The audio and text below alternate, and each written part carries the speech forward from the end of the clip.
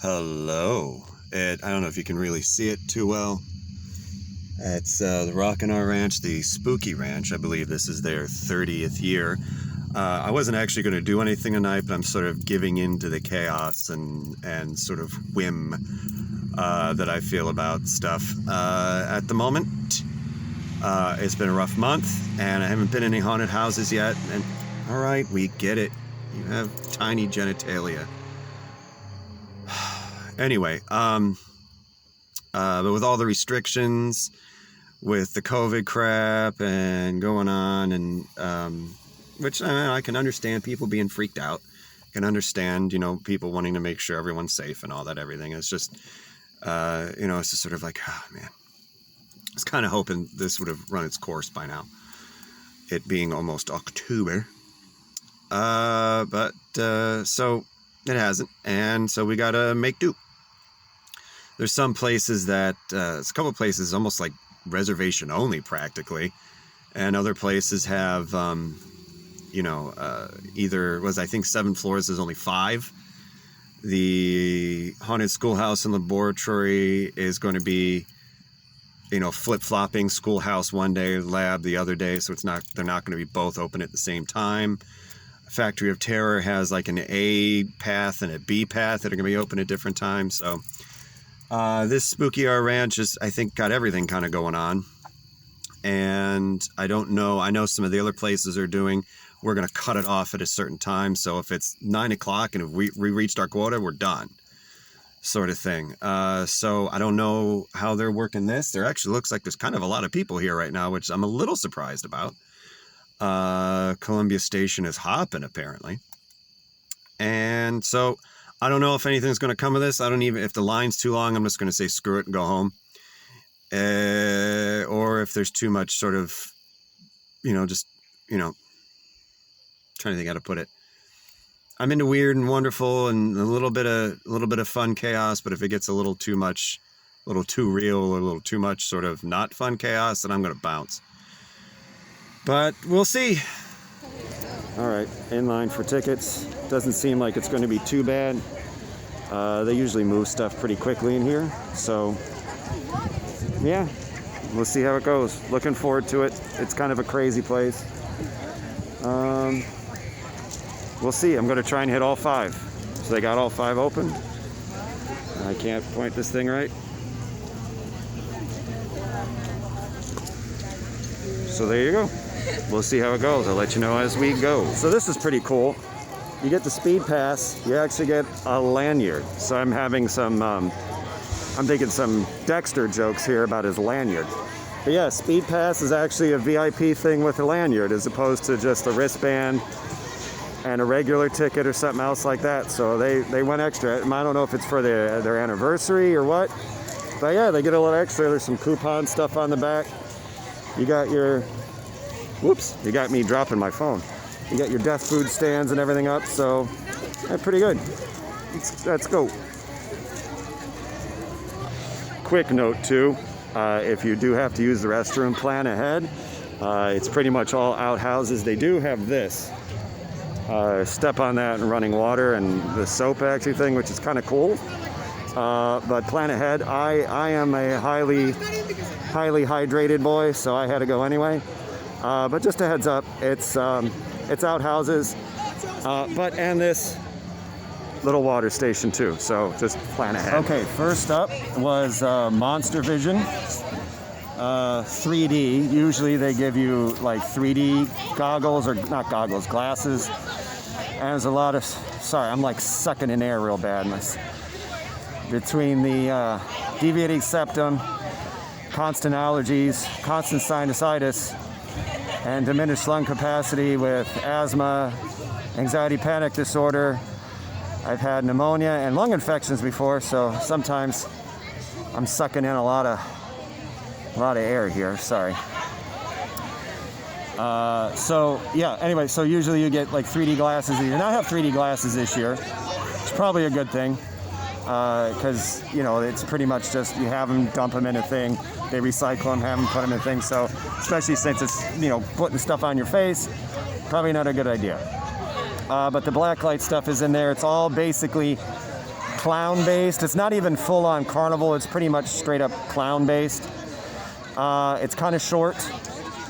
There was a handful of actors in it, and they did a pretty good job. They were having fun with it. They had good interactions. Not a lot of variety, not a lot of. It's kind of like not a lot, but it was still neat. It was still kind of fun. The clown-based carnival-y kind of ones are not usually the ones that I take that much sort of stock in or of. But it was all right. And this is the one that dumps you into the small, I guess, gift shop. It's got some like little Halloween makeup and some candy and a couple t-shirts and stuff like that. The thing is if you do get the sort of VIP speed pass, you kind of just have to not necessarily make your own way or make your own line, but you do have to at least sort of double check, because I'm not really seeing as I was looking around. Sorry, I'm having a really hard time breathing.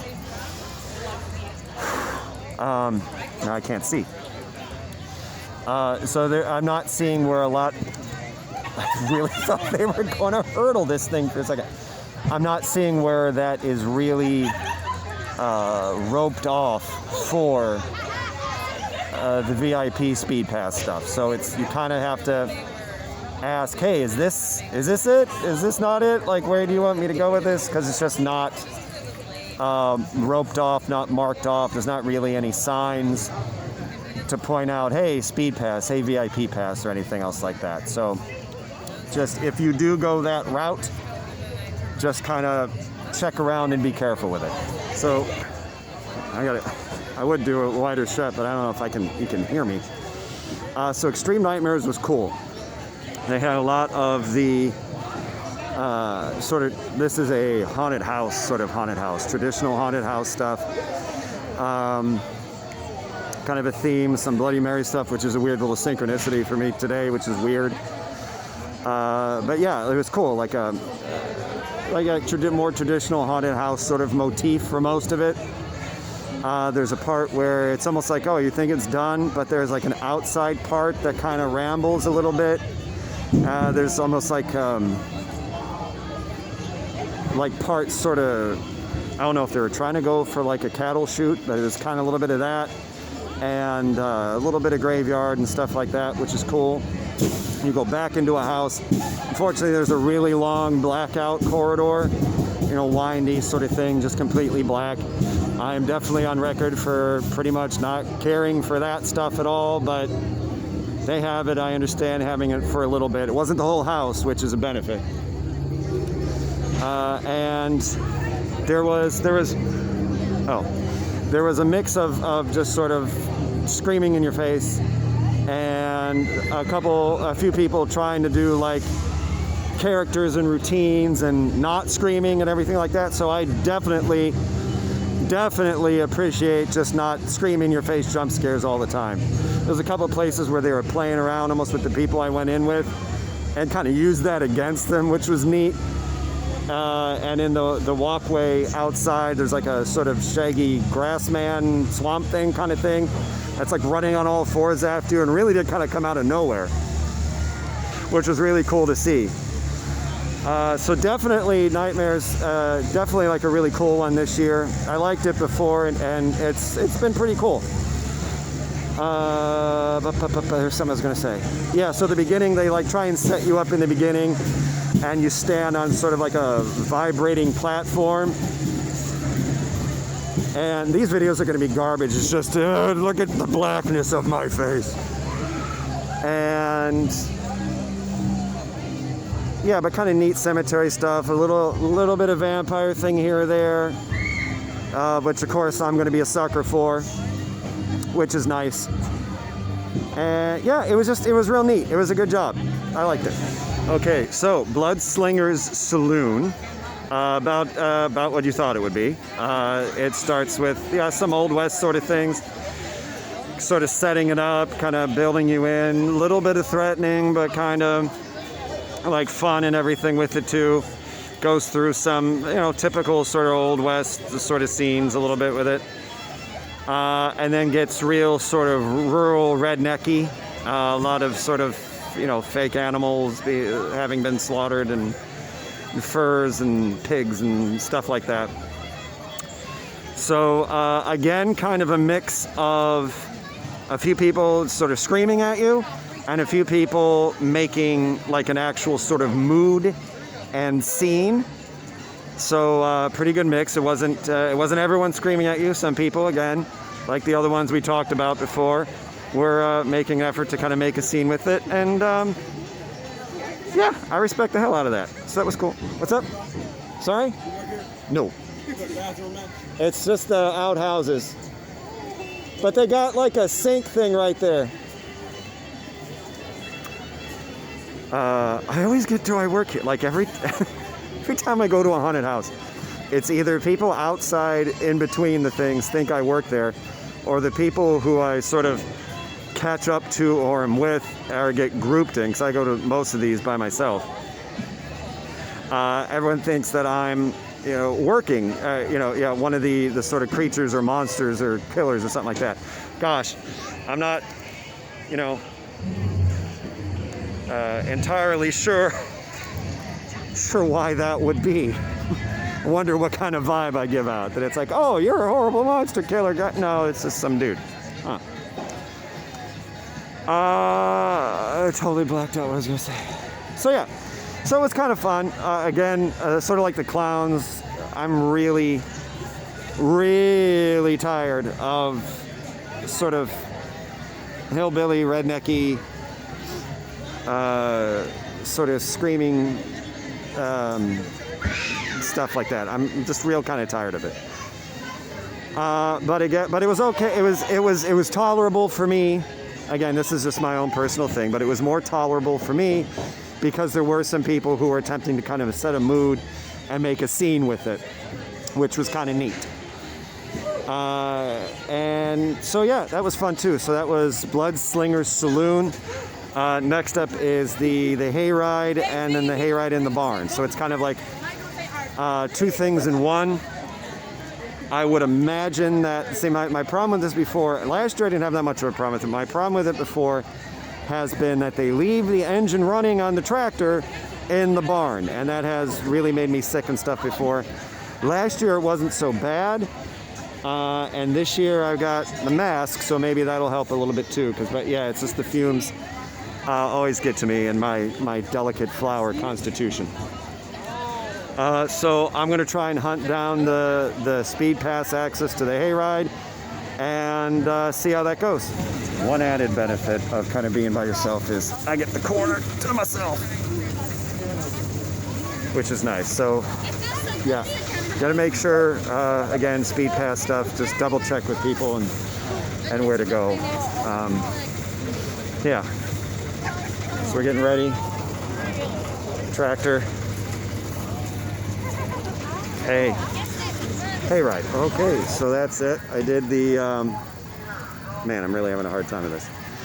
Did the Hayride and the barn. It was weird. I don't think I've ever been, get the light a little better. I don't think I've ever been in the front before. Every time I've done it, I've always been in the back. Boy, I really needed phrasing for that. So every time I've been on the Hayride here before, I've been in the back of the trailer. This time I was in the very front of the trailer. A little bit of a different experience. Had to kind of twist around a little bit. But it was neat. It was neat. Packed in a little bit. So it was kind of hard to kind of maneuver to be able to see. There were a couple places with scenes. A couple places where, it is a couple people kind of screaming at you. There was one part. One of my two favorite parts of it was I don't remember this from before, but there was one guy who was Jason. Did a really good job as Jason, just kind of had that standing there and machete sort of thing going on, and that was cool. And then right across from that was a Leatherface, and it was a Leatherface who really embraced the sort of crazy Leatherface dance at the end of the first movie, So you have Jason coming at it one side, Crazy Dance Leatherface on another one, and then some other sort of, I could probably walk here, some other demon thing coming up as well. I can take this off. No one's here. And some other demon thing as well. And I'm over by the cars. And then so I got those three of them are kind of coming at you, and at the same point, and the same time as that, this huge just flare shoots off. Am I damn near right in the path of where everyone's trying to go? So I mean, there was this one part. I mean, it was pure chaos. It was awesome. And then yeah, so there was a couple of scenes, and you know, it went some sort of like yeah, kind of old westy hillbilly kind of stuff. Then one part was a little bit more future-y, science-y, so it looked like there should be some like zombies or mutant creature things in there with that.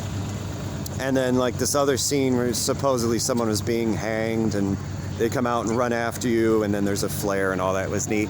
But then it goes into probably my favorite part, and it might be a little anticlimactic for most other people, but for me it's my favorite part because it's like super pagany.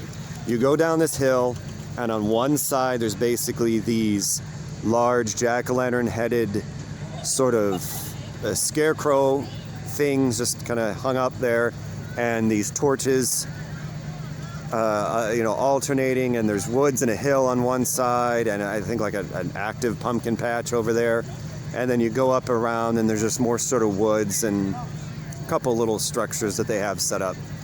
But that's my favorite part. It's like the most pagany. It's pure atmosphere. And again, I'm on record with loving the atmosphere. So that's definitely something I'm going to enjoy. So that's it. That's the spooky ranch at the Rockin R Ranch in, where am I? Columbia Station, Ohio, in Lorain County. And it was fun. It was fun. They had, you know, there's some stuff that's, you know, screamy sort of and or hillbilly stuff. Not my favorite, but there's some things where it's, you know, they're really trying to do some cool stuff with atmosphere. On the Hayride, there's again, like last year, there's someone doing like a dance to kind of a thriller dance thing, which is neat. I applaud. It's a little different, so I applaud that. And I'm rocking back and forth, just kind of helping my back a little bit. But yeah, I mean, it was kind of fun. It was some neat stuff. I had, from what they were saying last year, I had expected sort of like a mother of a blowout for a 30th anniversary. And I don't know if maybe all the COVID sort of concerns kind of curtailed that. I know other places like Cedar Point are kind of curtailing some anniversary stuff till next year. I think this year is supposed to be like Cedar Point's 150th anniversary or something like that. So they're going to change that till next year. Just scooch up my stomach here a little bit. And so yeah, I don't know if they were just hoping to do that and then couldn't, or regardless, it wasn't going to be sort of like a crazy sort of thing. But there was some stuff that was neat. You know, I mean, it's a smaller, I guess a smaller venue, for lack of a better description. But it's still neat. It was still kind of fun. There's been times we've come here before where some things were a little more challenging. The last couple of years, it's been pretty groovy, and I've had fun. So yeah, I recommend if you're going to make the chance to kind of come out. It's my first one of the season, and I just kind of came out on a whim. And I'm glad I did. So have fun with that. I'll see you guys soon, and I'll keep going. It won't be as many as last year. You know, there's no Cedar Point for Halloween weekends for one thing. And honestly, I don't think I would have went this year anyway. I just kind of needed a break from how many sort of people and the way it's been kind of just glutted in the last couple of years. And there's a couple other ones that I might not get to just because of distances and money, and I don't really want to drive. There are a couple of them like an hour or more to not see everything. If it's not like a special occasion, like Factory of Terror, you know, I can understand if they're doing like the Christmas ones, Krampus ones, or anything. They don't have everything open, but it's kind of a special thing. But if they're going to have, you know, A section and B section and change it, I don't want to drive to Canton. That being said, I might change my mind later on, but right now I don't want to drive to Canton for it. Haunted Schoolhouse and Laboratory, I'll still probably go out there. But maybe just once for just, I don't know, I'd probably lean towards Schoolhouse more than Laboratory. Not sure. But it might depend if I go with somebody or if it's just me. It's probably just going to be me, or, you know, I might do one and then the other. I don't know. But some of these, but it's not going to be as much as last year with us. That's for definite sure. So, signing off for Rockin R Spooky Ranch.